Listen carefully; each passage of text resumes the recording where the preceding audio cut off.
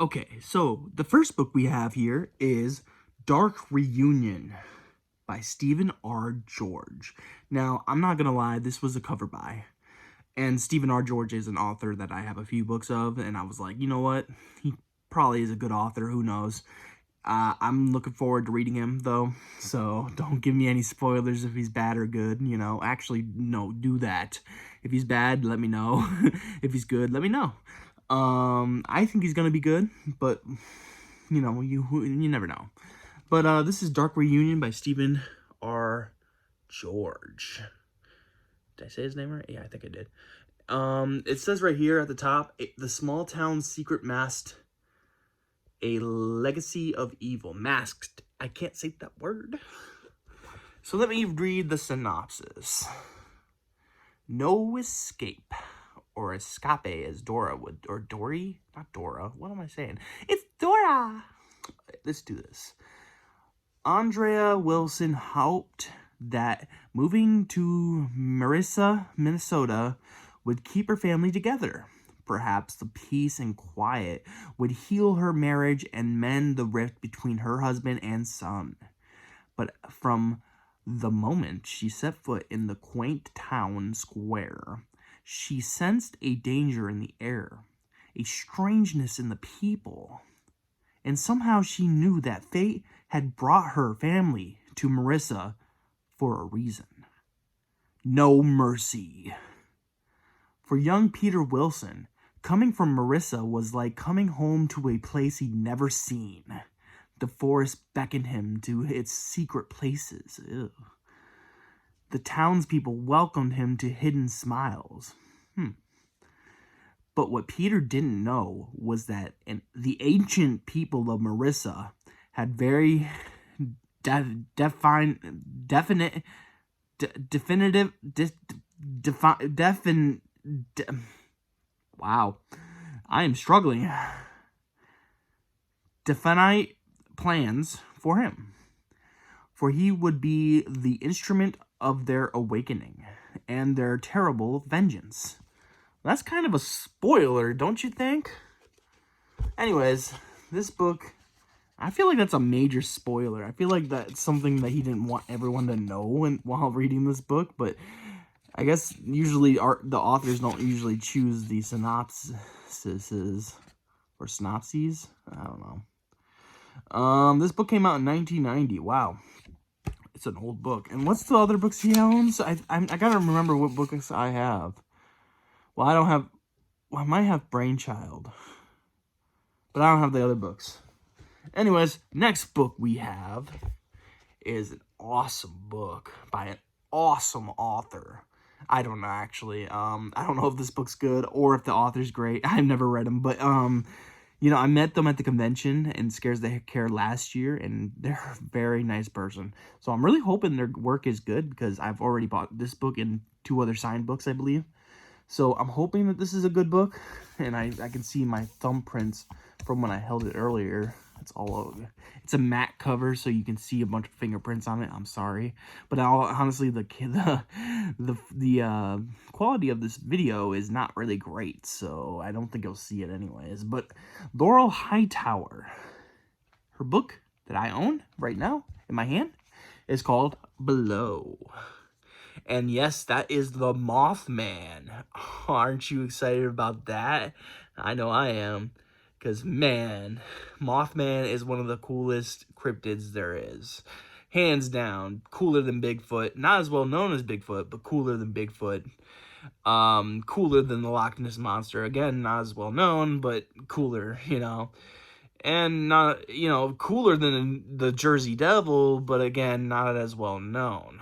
Well, maybe more known than Jersey Devil. I'm not really sure on that one. But I love the Mothman. I really do. And one of the things I like about the Mothman is that I don't know.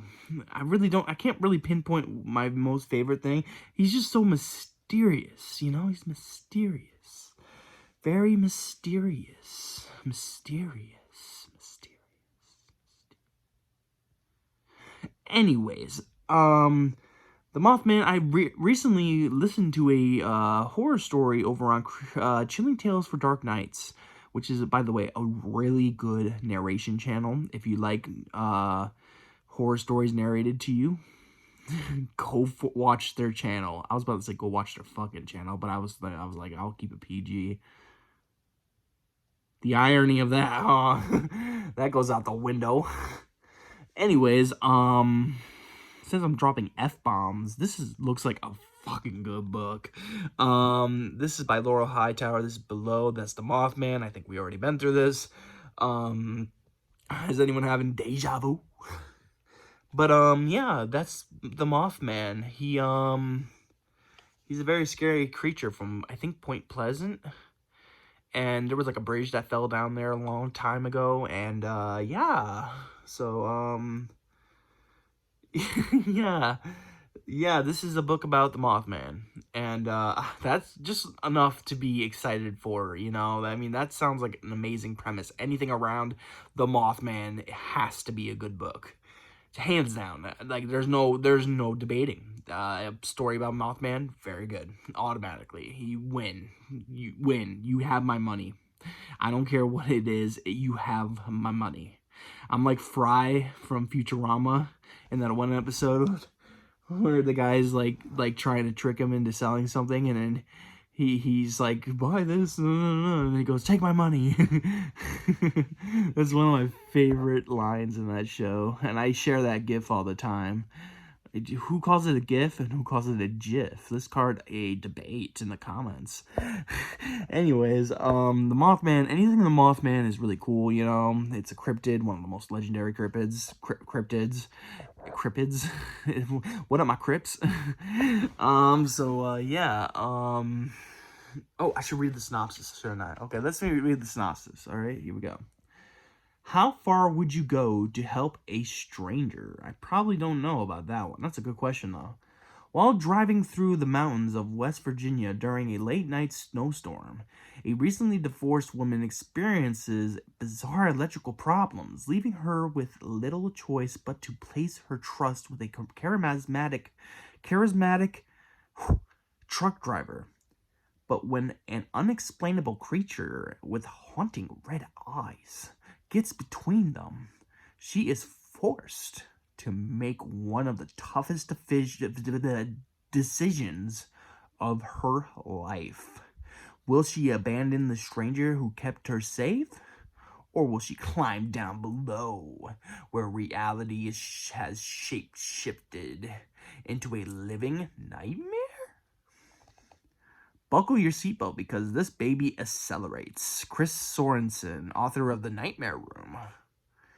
And this is a Ghoulish Books published book. I don't know what that means, y'all. I guess that means who owns that? Is that no, that can't be. Is that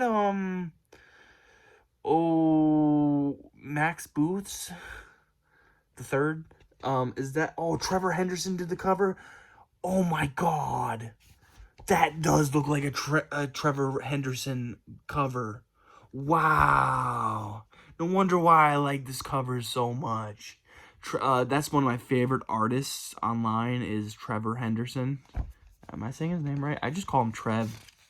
But, yeah, Trevor Henderson. Oh my gosh. That guy's awesome, guys. Trev, I know he probably doesn't like me calling him Trev, but Trev, hello, if you haven't seen his work, where have you been? You've been under a rock. Siren Head, come on. That's Trevor Henderson. Trevor Henderson is horribly hard to, or terrifically hard, or don't perverse that, by the way. Anyways, he's terrifically hard at, I'm too childish to say this. Maybe this is gonna be just one big blooper reel. Anyways, oh my god, where am I going with this? Wow, this is gonna be a crappy video. Or maybe it's gonna be my most viewed video I have on my channel. Who knows? I think I already know what I'm gonna title this book mail. This is already making me giggle. Trevor Henderson, by the way, is really hard to contact. I tried to contact him to do some art for me, but I think you have to know a guy and know a guy who knows a guy who possibly might know a guy who knows a guy that knows Max Booth's mom, the third's mom. I did that in reverse, or I did. Oh my god, I can't talk. Oh my god. Anyways, where am I going with this, y'all? But I'm just gonna be like a meme factory, if you know what I mean, homie.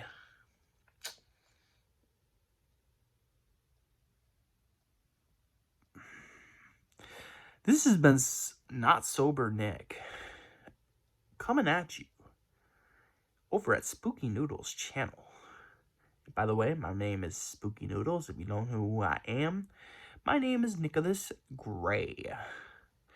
And I am an author of such books like the upcoming book, Grey's Anatomy. The cover is just amazing. If you haven't seen the cover yet, it's so good. Like, it's so good. It's really good. It was done by Greg Chapman, and he just finished the wraparound. And everything's ready for that book. I just gotta wait for a release day. I'm very excited about releasing this puppy. Basically, it's for the people who didn't want to order the novelettes, because Field of Fiends, a novelette, and the woman, I just heard a bug fly right by my ear, and I'm freaking the fuck out. I think I just heard a ladybug. I really hope it wasn't a ladybug. Or, oh my god, I really hope it... I prefer a ladybug over a tree bug right now. Oh, man, they're so gross. Anyways, wow, what was I saying? That bug threw me off. If it was a bug, oh, maybe it was a light bulb. I hope it was a light bulb. I would be okay with a light bulb dying than a bug flying by my ear. I got chills going up and down my spine. I really hate bugs, if you didn't know. Except for bees. I'm actually okay with bees, and I think it's because they actually can hurt you. See, I'm not afraid of things that can really hurt you, because I'm like, oh, I expected you to hurt me. You know what I'm saying? But, you know, like, other bugs that can't really harm you in, you know, the physical way, those are the bugs that scare me, because I don't know their intentions, you know? I don't know if I can trust them, because I feel like they're going to be either dickheads or they're just going to be idiots, you know? And, either one is bad. So, yeah, I always scream at the bugs, if you fly, you die. So, yeah, if bugs come my way and they're flying right at my face, and I'm backed in the corner, you best believe I'm stomping on that bug. Well, first I'm going to swat it to the ground, then I'm going to stomp on it like 70 times, then spit on it, piss on it, and then step on it some more, because I don't like bugs. I said it, you heard it here first, folks. He doesn't like bugs. But, seriously, guys, I have to go to bed. Like, really have to go to bed. And I am having a really hard day. And it probably explains exactly what's going on right now. But, yeah, it's been a really tough day emotionally. The job wasn't hard at all. Actually, in fact, I did pretty good at work when I wasn't in the bathroom crying. But, you know, yeah, where was I going with that? So yeah, it's been a hard day, and I'm unwinding now, getting ready for another day of this. And it's not, like I said, it's not work that's the problem. I'm having a great time at work. It's just I'm having a lot of emotional anxiety. That's a thing. Like, my emotions are all over the place. Like, I guess those two words don't really go together, but you know what I mean. I'm just very emotional, and I'm anxious, and it kind of goes back to that comment I just made about the bugs, you know, like,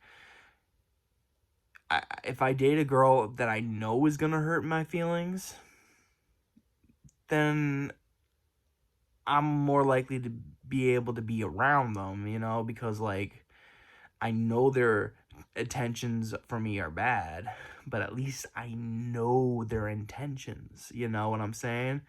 Because with bugs that fly at me, and they don't have a stinger, like I just have to presume that you mean only violence. You know, you only mean to hurt me. You know what I'm saying? So, and lately, there's been a few people in my life who have been kind of like the unknowable bug, as I'll call them. They're the bugs that people are just lately have been the bugs that I can't stand, frankly.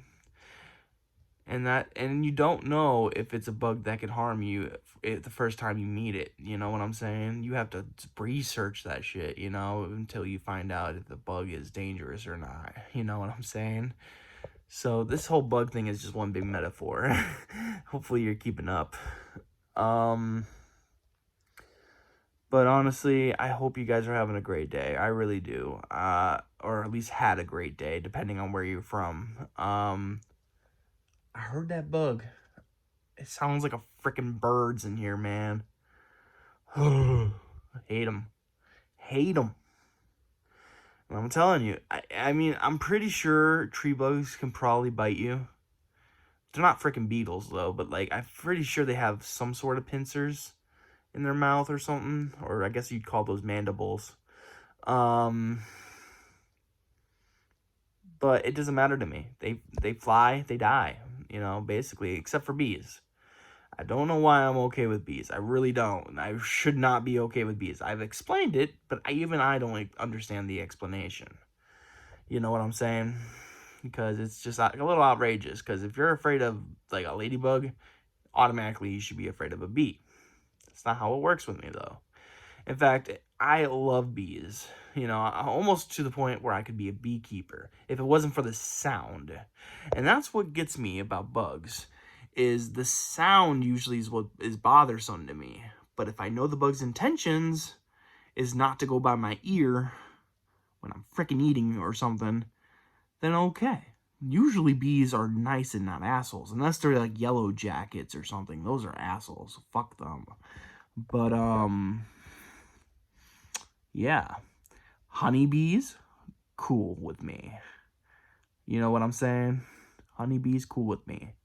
Totally. Because we need honeybees. Now, I don't like those damn yellow jackets that make nests in the ground so I can step on them and then have to run away from 1,000 wasps, which has not happened yet, but I can foresee it happening. Then maybe we wouldn't have problems. But regular bees, usually I'm cool with. If it's a hornet, I'd just be like, you know what? Just leave it be. Maybe it won't hurt you. Or maybe we'll just decide not to kill you, I should say. Who knows if I'm allergic to bees? I got stung once in my life. And it was not fun. Sure, it wasn't as bad as I thought it would be. But still, the thought of being stung and seeing the reaction my body had to it pretty much freaks me out. Because I swelled up, like, pretty big. I'm not saying, like, allergy big, but, like, it was a pretty gnarly stinger. And it was a pretty big hornet. For all I know, it was the queen. If queens have hornet or stingers, I don't know. But it was a big one. It was a big yellow jacket. And probably a record-breaking one. I'm, like, talking this up like I fought it or something. Like, oh, yeah, the dude was, like, 6 foot tall. You should have seen him. Huge Hulk. He was a Hulk, man. Hulk, man. Where was I? Oh yeah, it was a big bee that stung me, and I swelled up. My whole wrist was like, I couldn't move my wrist, it was so swelled. And I could actually see the stinger through the skin. It was deep in there after it swelled up, so we had to, like, wait to, like, get it, So, like, I put some cream on it, and eventually it went down, and we got the stinger out. I think that's how it worked, at least. I don't think we got the stinger out while it was that swollen. But, yeah. Don't like getting stung, but I know most bees, most bees don't want to sting you. They just really want your sugary, sweet stuff. And I'm not talking about your butts, ladies. Sorry, I don't know why I made that joke. So yeah, it's been 20 minutes of me rambling. While I'm definitely not sober, I'm probably gonna regret this in the morning. But it's okay, it's alright. I got something that you gon' like. Who knows that song, y'all? Have a great day, guys. Have a great night, I should say. Have a wonderful evening. Good evening. That was my best Dracula impression, and it sounded horrible, so I apologize.